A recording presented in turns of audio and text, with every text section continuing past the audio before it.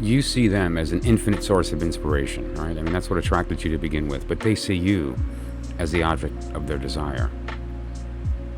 They're coming from a place of lust. You're coming from a place of heart and mind, like a connection between heart and mind. And they're just stuck in, sort of base desire.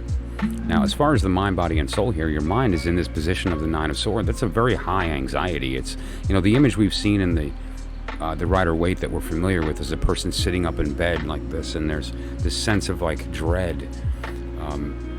But it's a mental activity. The swords are the mind, and it's also falling in the mind portion of the reading here. And so, a lot of the things that you're carrying are not necessary, and they're not serving you.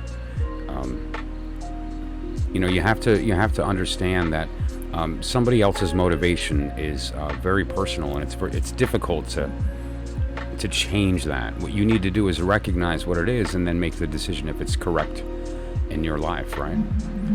It could be, if your goal is, strictly sort of like the bodily fulfillment, then that's one thing. But if you're looking for something more, then you have to consider that. Now, in the body section here, we have a very enthusiastic energy.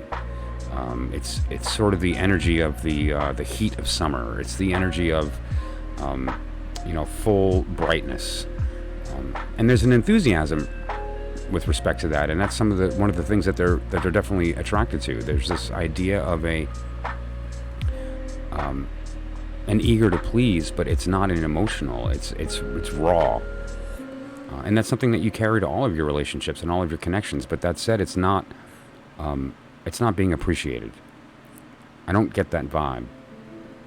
Now, in the spirit, we have the Ace of Wands, and that's actually very beautiful because that's right exactly where that card belongs. It is the root of our spiritual energy. It's responsible for the motion of the universe, right? It's and the ace refers to the archetypal energy of that before it manifests. And that's where the opportunity is. We have the ability to take this and to direct it properly, but if you're in a different place than they are and you're putting out this energy that's not balanced, then it becomes a resource to be consumed rather than something that should be a cycle of give and take, right? And now if you have any questions about your individual circumstance here, give me a call or a text message at that number, WhatsApp as well. Or you can direct message or email, and we can discuss some of these swords. What are these ideas that you need to let go of that are not serving you? And what's the best way that we can take this energy and can transform it into something that's going to be advantage to us and is going to help fulfill us in the long term. That said, I appreciate you listening, and we'll talk to you next time.